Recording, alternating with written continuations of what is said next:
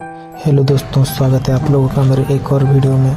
मैं अभी लाइन में खड़ा हूँ। गया था मैं रोजगार मेला के लिए 23 दिसंबर को, और देख सकते हैं आप लोग कितने भीड़ हैं। यहाँ पे सारे लोग लाइन में लगे थे अपना अपना अपॉइंटमेंट लेने के लिए। और ये जब हम पहुँचे वहाँ पे एक एक करके एंट्री हो रहा था। और ये देख सकते हैं हमारे आसाम राइफल के सारे लड़के एक ही जगह पे बैठे हुए हैं, और कुछ देर में स्टार्ट होने वाला था हमारा।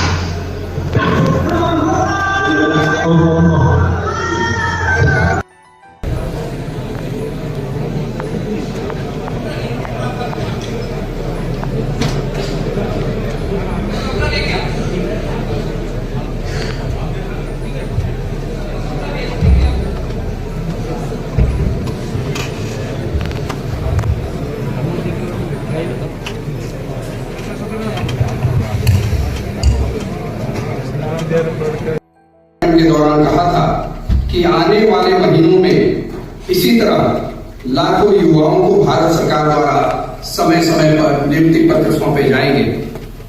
इसी श्रृंखला में हम लोग आज 14वीं रोजगार मेला कार्यक्रम को सुचारू रूप से सफल बनाने के लिए यहाँ एकत्रित हुए हैं।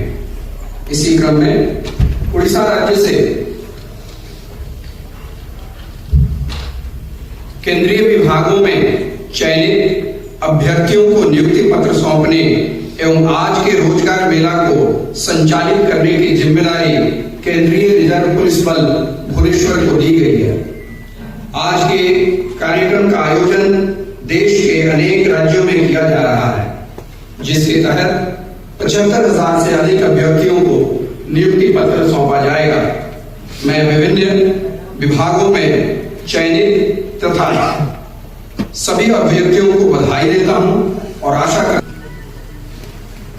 कि भारत सरकार द्वारा आयोजित रोजगार मेला की ये 14वीं श्रृंखला के अवसर पर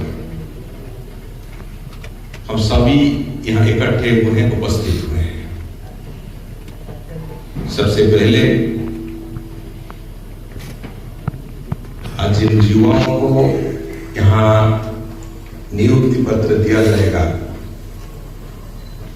इन सबको, उनके परिवारजनों को, उनको मित्रों को, सबको मेरे तरफ से बहुत बहुत बधाई है। मेरा शुभकामनाएं हैं आप लोगों के साथ। मैं आप लोगों का अभिनंदन भी करता हूं।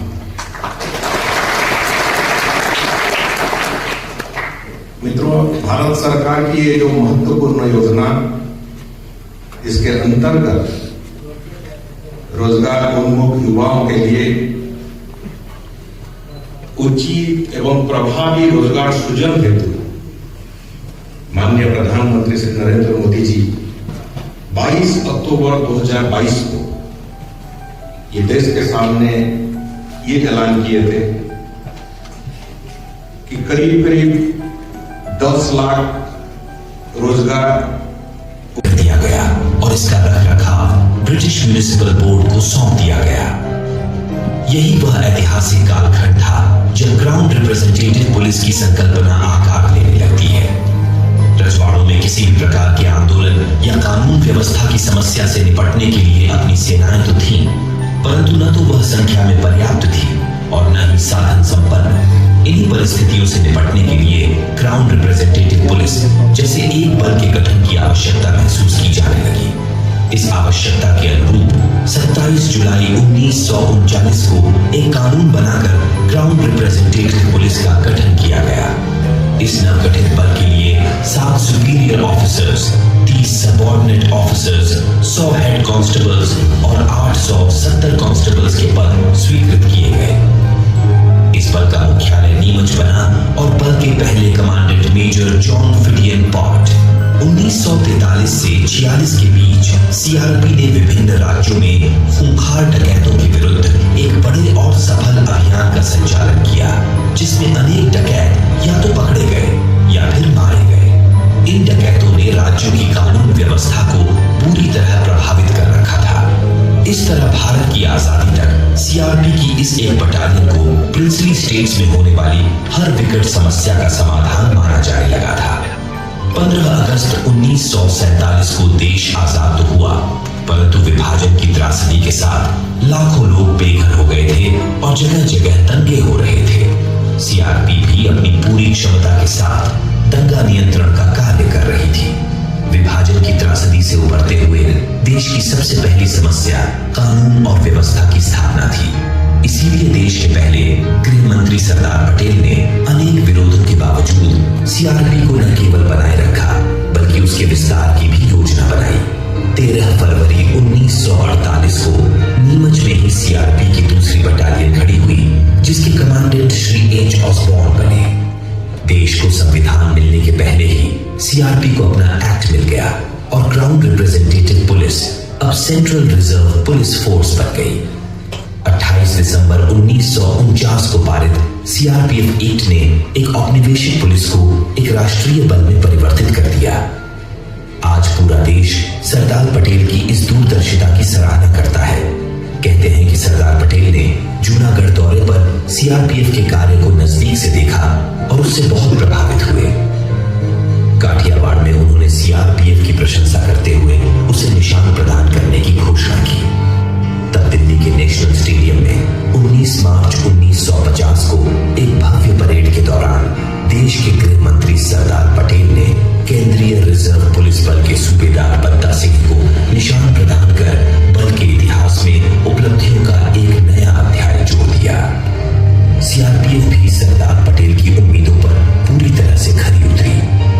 देश की आजादी के बाद का पूरा इतिहास इस बात का गवाह है कि देश पर जब कभी संकट के बादल छाए हैं, केंद्रीय रिजर्व पुलिस बल ने अपने शौर्य और बलिदान से उन संकटों से देश को उबारा है। हॉट स्प्रिंग हो या सरदार पोस्ट, जम्मू कश्मीर हो या उत्तर पूर्व, पंजाब हो या वामपंथ, संसद की सुरक्षा हो या अयोध्या की, हर जगह सीआरपीएफ के पराक्रम और बलिदान के किस्से बिखरे पड़े हैं। आज की सीआरपीएफ किसी पहचान की मोहताज नहीं है। देश के सबसे बड़े इस अर्धसैनिक बल में आप 3 लाख से भी अधिक शूरवीर देश की सेवा को तत्पर रहते हैं। सीआरपीएफ की बीज रूप पहली बटालियन आज भी नीमच में तैनात है। नीमच का ऐतिहासिक किला उसका मुख्यालय है। वर्तमान में नीमच के लगभग 1200 एकड़ में फैले ऐतिहासिक परिसर में सीआरपीएफ की 7 संस्थाएं स्थित हैं। इसमें एक है सेंट्रल ट्रेनिंग कॉलेज नीमच। 1 दिसंबर 1960 से इस ट्रेनिंग सेंटर का संचालन शुरू हुआ। तब से आज तक ये संस्थान ट्रेनिंग के क्षेत्र में नए नए कीर्तिमान गढ़ता आया है। अभी हाल में इस संस्थान को कैपेसिटी बिल्डिंग कमीशन की ओर से भी अति उत्तम की श्रेणी में मान्यता प्रदान किया गया है। ये पूरे बल के लिए एक गौरव का विषय है। नीमच सीआरपीएफ कैंप का अगला संस्थान है रिक्रूट ट्रेनिंग सेंटर नीमच। वास्तव में किसी भी सैन्य बल के लिए सबसे मुश्किल काम एक युवा नागरिक को सैनिक बनाना है। एक सिविलियन को सैनिक बनाने का कठिन काम रिक्रूट ट्रेनिंग सेंटरों के मजबूत कंधों पर होता है। इसी उद्देश्य से 1 अगस्त 1968 को रिक्रूट ट्रेनिंग सेंटर की स्थापना बड़वाह मध्य प्रदेश में की गई। कालांतर में 7 जुलाई 1984 को यह संस्थान नीमच में शिफ्ट किया गया।